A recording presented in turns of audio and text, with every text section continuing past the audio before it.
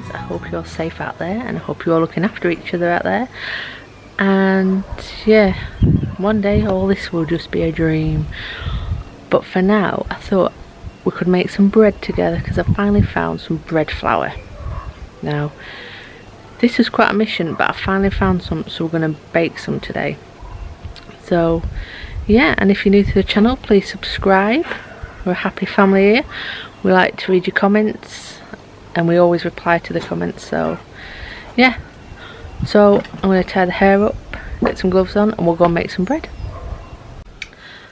Okay, are you ready to start making some bread? Here is what you need. So if you've never made bread before, you should get some really good bread tins, because once you have them, you've got them for life then. So you need 400 grams of strong white bread flour plus extra for dusting. Okay, then you need 8 grams of salt. This is just a fine cooking salt, what I use.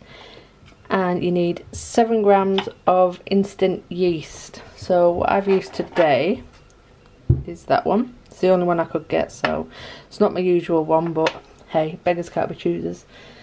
And then you need 25 grams of unsalted butter, and it's got to be softened, so you can either leave it out to soften at room temperature, or what you can do, don't suggest it, but I have done in the past, is just whack it in the microwave for literally a couple of seconds.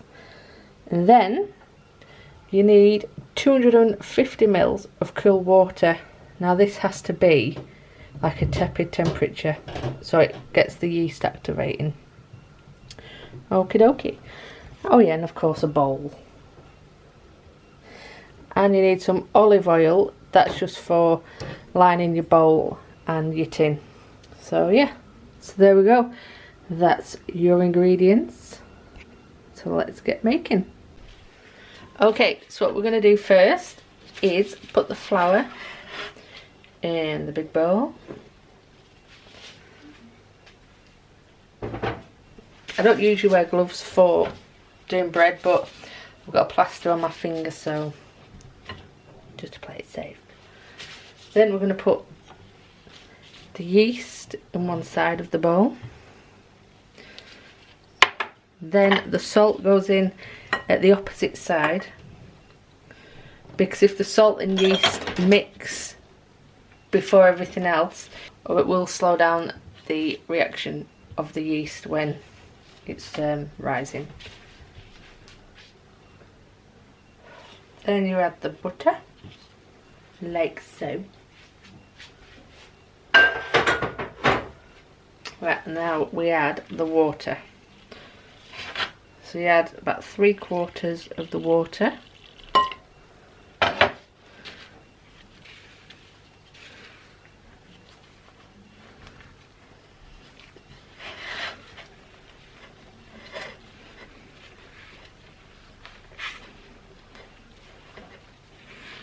This can get a bit messy, this.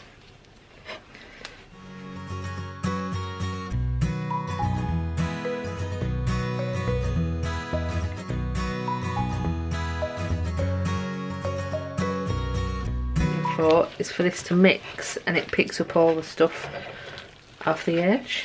Look at that glove.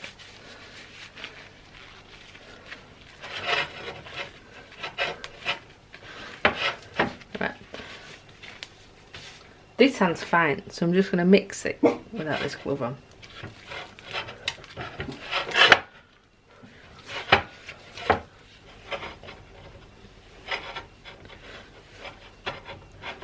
Okay, so that will do for that. So when you are kneading your dough, you don't put flour on, because that will dry it out even more. So what we do is we open this bottle, because it's brand new. You just lightly coat.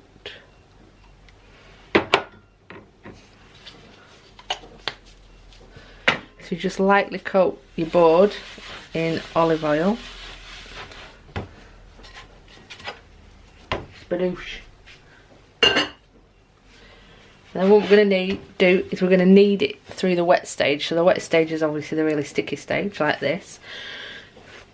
So what we do is you get it in a bowl, you get the heel of your hand and you push it away, then you roll it back, turn, do it again.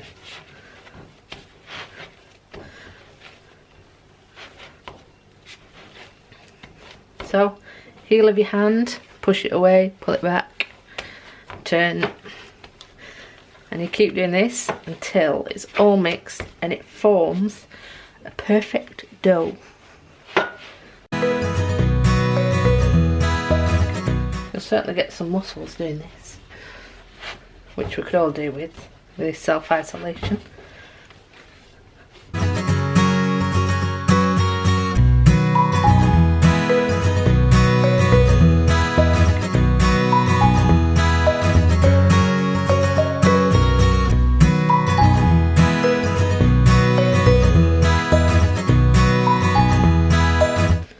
So as you can see now, it's starting to resemble dough. So this should take you about 5-10 minutes. If it takes a bit longer, do not worry. And if it sticks to the board, just add just a tiny amount of olive oil as you're going.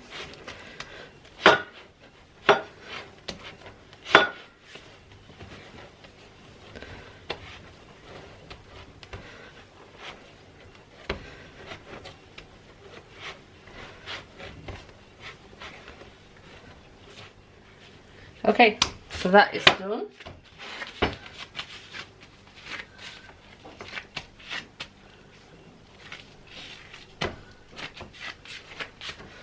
Right, there we are. Right, get my bowl.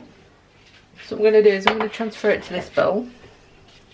So, I'm just going to put a tiny amount of oil in there. This is so when it rises, it won't stick to the bowl, because that's the last thing you're going to want. Okay, then we put that in there. Now you can cover this with a tea towel or cling film, whichever you find, but I found I've had more success really with cling film. So what this is going to do, this will take, once you've done this, if you put it in a warmish place for between 1 and 3 hours, and this should double in size. So once this has doubled in size, we're then going to knock it back and leave it a bit longer. So I'll see you in 1 to 3 hours. Right, so once your dough has risen, you then take it out and put it on a floured surface.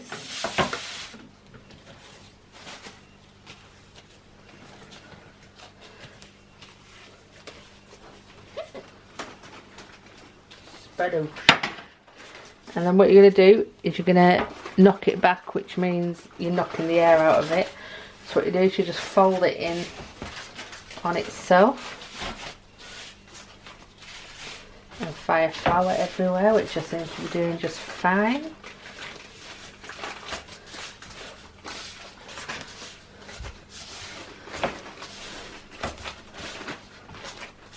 You're just getting rid of any excess air.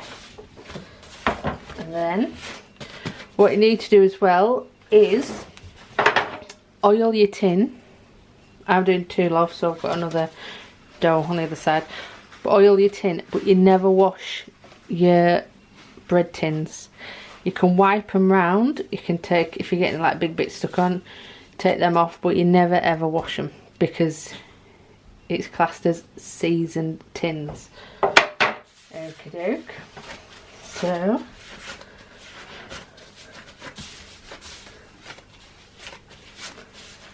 I'm going to put that in there. Like so. It probably won't end up much bigger knowing my luck.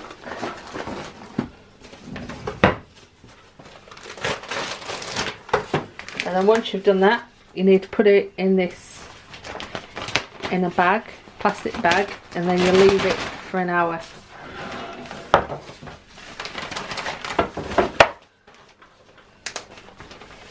It might rise, it might not. There it is. We'll leave that for an hour, and I'll see you in an hour. So with your bread tins, if you've got a new tin, you need to season it, and you do that by putting margarine or lard in your tin. You wipe it round, and then you put it in an oven on 200 for 15 minutes.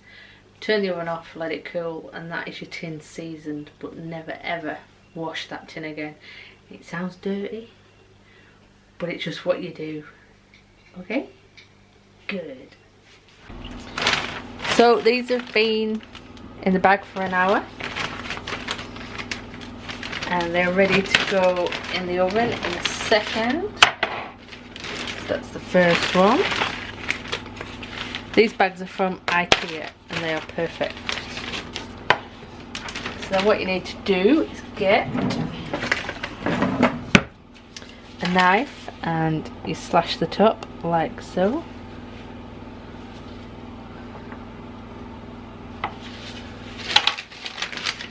And then rub a bit of flour on. So what you could do is you could put some pan of water in the bottom of your oven to create steam, and that'll give it just a light crust. But I don't bother because I do like a bit of crust. So on one of these, I'm going to put cheese on the top. So I'm going to do a cheese one. So these are going to go in the oven for 30 minutes. Should I say 30? Get your cheese right.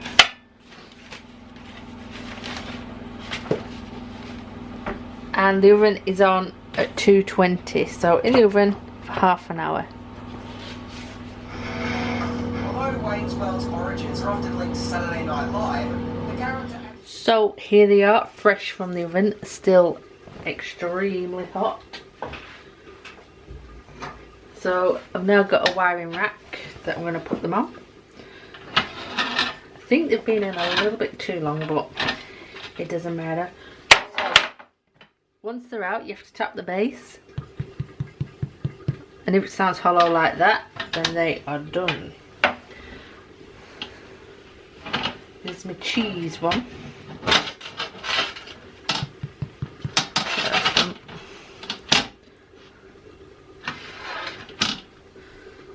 Like I say, you don't wash your trays, your bread tins.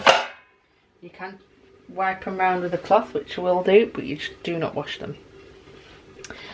So there we are. They say you're not supposed to slice bread once as it's just come out of the oven, but guess what? I'm going to. So then I'm going to slice this one just so you can see what it's like inside.